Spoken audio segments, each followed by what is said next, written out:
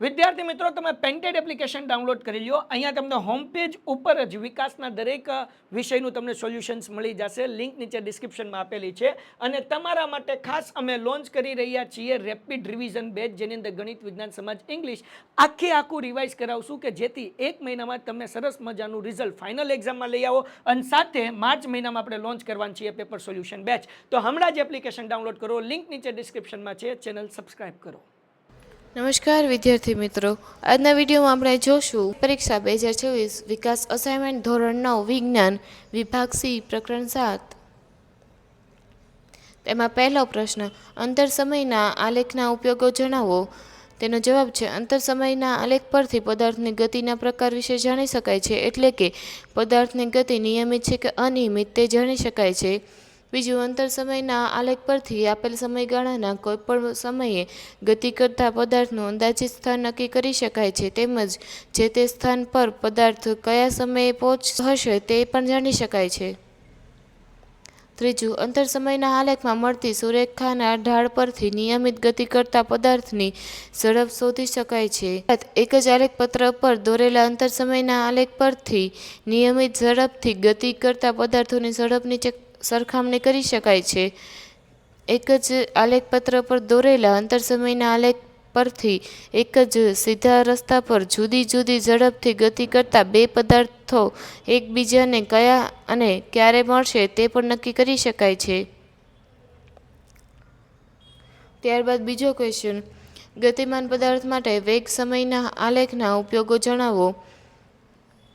વેગ સમયના આલેખ પરથી ગતિમાન પદાર્થ નિયમિત ગતિ કરે છે કે અનિયમિત તે જાણી શકાય છે.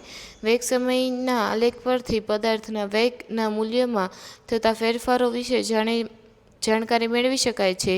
આલેખનો ઢાળ પ્રવેગ દર્શાવે છે. આ પરથી પદાર્થ પ્રવેગી અથવા પ્રતિપ્રવેગી ગતિ કરે છે તે જાણી શકાય છે.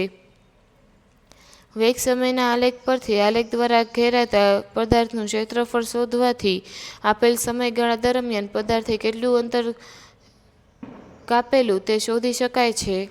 એક જ આલેખપત્ર પર બે જુદા જુદા પદાર્થો માટે વેગ સમયના આલેખ પરથી તે બે પદાર્થોના વેગની સરખામણી કરી શકાય છે. ત્રીજો ક્વેશ્ચન, નીચેના અંતર સમયના આલેખો શું દર્શાવે છે? તેમાં પહેલું એ દર્શાવે છે કે તે સ્થિર છે. બીજું, પદાર્થ નિયમિત ઝડપે ગતિ કરે છે. અને ત્રીજું, સી દર્શાવે છે કે પદાર્થ અસમાન ઝડપે ગતિ કરે છે. ત્યારબાદ ચોથો ક્વેશ્ચન, ગતિમાન ટ્રેન માટે વેગ વિરુદ્ધ સમયનો આલેખ આકૃતિમાં દર્શાવ્યો છે. તો તેમાં પહેલું, ટ્રેનની મહત્તમ ઝડપ કેટલી છે અને તે કેટલા સમય સુધી જળવાઈ રહે છે? તો ટ્રેનની મહત્તમ ઝડપ 10 મીટર પ્રતિ સેકન્ડ છે અને તે 380 સેકન્ડ સુધી જળવાઈ રહે છે. બીજું, OA, AB અને BC વિભાગમાં ટ્રેનનો પ્રવેગ કેટલો છે?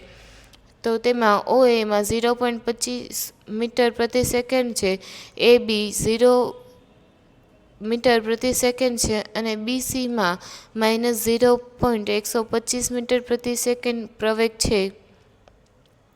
ત્રીજું, ટ્રેને કાપેલું કુલ અંતર શોધો. ટ્રેને કાપેલું કુલ અંતર 4.4 કિલોમીટર છે. પાંચમો ક્વેશ્ચન, નિયમિત વેગ એટલે શું? અચળ વેગી ગતિ માટેની જરૂરી શરતો જણાવો. તેનો જવાબ છે, જો કોઈ ગતિમાન પદાર્થનો વેગ સમયની સાથે અચળ જળવાઈ રહેતો હોય તો તે પદાર્થ નિયમિત વેગથી અથવા અચળ વેગથી ગતિ કરે છે તેમ કહેવાય. જ્યારે કોઈ ગતિમાન પદાર્થ એક ચોક્કસ દિશામાં અચળ ઝડપથી ગતિ કરતો હોય તો તે પદાર્થનો વેગ અચળ જળવાઈ રહે છે. અચળ વેગી ગતિ માટે નીચેની બે શરતો પાળવી જોઈએ. પહેલું, પદાર્થ અચળ એટલે નિયમિત ઝડપે ગતિ કરતો હોવો જોઈએ. અને બીજું, પદાર્થના વેગની દિશા બદલાવી જોઈએ નહીં. જો ગતિમાન પદાર્થના વેગનું મૂલ્ય એટલે કે ઝડપ અથવા ગતિની દિશા અથવા બંને બદલાતા હોય તો તેનો વેગ બદલાય છે તેમ કહેવાય. Thank you. આ વિડીયોને લાઇક કરો તથા શેર કરો. અને તમારે આના પછી વિજ્ઞાનના કયા ટોપિક પર વિડીયો જોવે છે તે કમેન્ટ કરી અમને જણાવો. વિદ્યાર્થી મિત્રો, તમે પેન્ટેડ એપ્લિકેશન ડાઉનલોડ કરી લ્યો. અહીંયા તમને હોમ પેજ ઉપર જ વિકાસના દરેક વિષયનું તમને સોલ્યુશન્સ મળી જશે. લિંક નીચે ડિસ્ક્રિપ્શનમાં આપેલી છે. અને તમારા માટે ખાસ અમે લોન્ચ કરી રહ્યા છીએ રેપિડ રિવિઝન બેચ, જેની અંદર ગણિત, વિજ્ઞાન, સમાજ, ઇંગ્લિશ આખું રિવાઇઝ કરાવશું કે જેથી 1 મહિનામાં તમે સરસ મજાનું રિઝલ્ટ ફાઇનલ એક્ઝામમાં લઈ આવો. અને સાથે માર્ચ મહિનામાં આપણે લોન્ચ કરવાની છીએ પેપર સોલ્યુશન બેચ. તો હમણાં જ એપ્લિકેશન ડાઉનલોડ કરો. લિંક નીચે ડિસ્ક્રિપ્શનમાં છે. ચેનલ સબસ્ક્રાઇબ કરો.